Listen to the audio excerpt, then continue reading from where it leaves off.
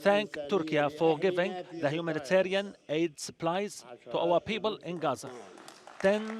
Dozens of thousands of tons were given to our people in Gaza by the Turkish people.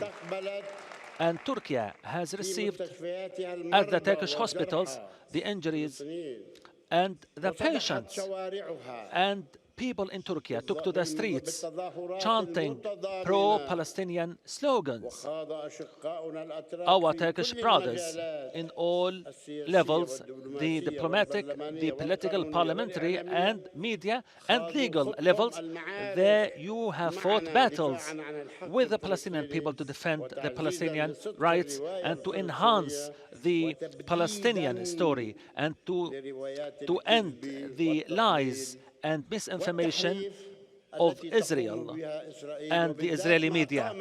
Our guest here in the studio, who was also following the speech with us, Helin Sari Ertem. Thank you so much for joining us. This is an historic moment for the Turkish Parliament, but also for the Palestinian people. The President Mahmoud Abbas addressing MPs and the Turkish president there. What did you make of his remarks? Because we know he made some very strident comments against Israel, which he has done in the past, but he also announced that he was going to visit Gaza himself. What's your reaction to the speech we just saw?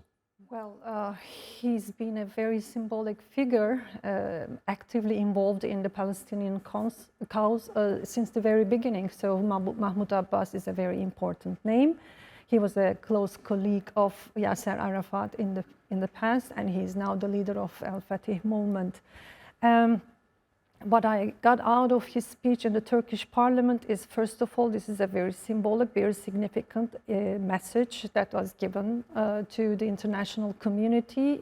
Some of his messages were also involving the United Nations as well. He criticized about Palestine being an observer country still in the United Nations, because he was quite rightfully questioning why many other small countries in terms of physical conditions, let's say geography, are full member of the United Nations, and why Palestine is still an observer member. Some of his messages were also underlining the brotherly relations that has been going on between Turkey and Palestine since the beginning of the Palestinian cause.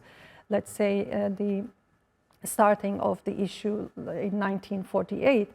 For that reason, in many different dimensions, this was and this is a very symbolic message, symbolic speech in the Turkish Parliament, and I guess he also continued to give a message to the international community that he himself and his followers, the Palestinian people in general, will continue to show or to pursue a peaceful resistance. And he once again underlined that he doesn't want an armed solution, but he looks for, and he has been seeking for a peaceful resistance in order to find a solution, a permanent solution to the Palestinian cause.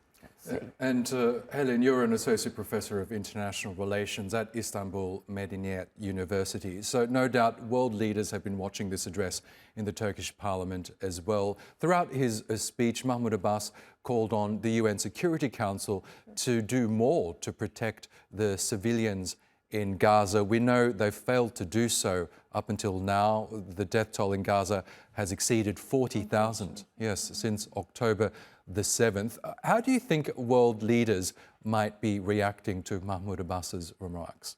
Well, of course, it's very important for them to show a kind of difference in their attitude towards the Palestinian people's suffering in Gaza especially, and in Palestine in general.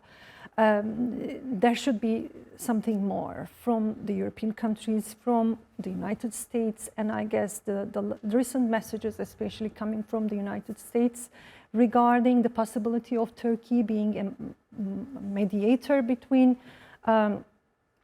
Israel and Palestine, and trying to find a kind of ceasefire possibility in coming days. Today is very important, 15th of August.